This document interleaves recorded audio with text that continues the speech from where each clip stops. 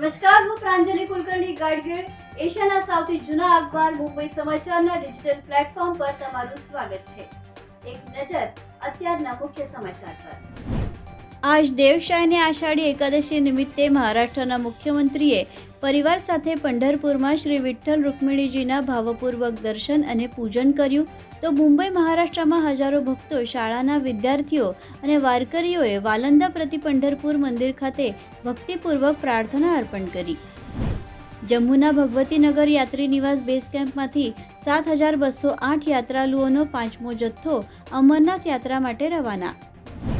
કેન્દ્રીય મંત્રી અમિત શાહે સહકારિતા મંત્રાલયના ચોથા સ્થાપના દિવસે સંબોધન આપ્યું। શ્યામાપ્રસાદ મુખર્જીની જન્મજયંતિએ શ્રદ્ધાંજલિ અર્પણ કરી। અમૂલ અને એનડીડીબીના કાર્યોનું લોકાર્પણ કર્યા। સીએમ ભૂપેન્દ્ર પટેલ સહિત અગ્રણીઓ હાજર।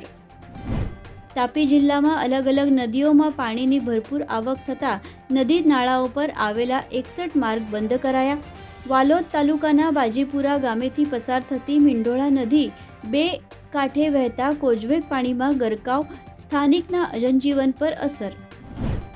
હિમાચલ પ્રદેશના ચંબા જિલ્લામાં બાઘેગઢ નાળામાં વાદળ ફાટવાથી નાકરોડ ચાંચુ મુખ્ય માર્ગ પરનો એક પુલ ક્ષતિગ્રસ્ત। ચરદા, ચાંચુ, દેહેર અને બાઘેગઢ સહિતના અનેક ગામ બન્યા સંપર્ક વિહોણા।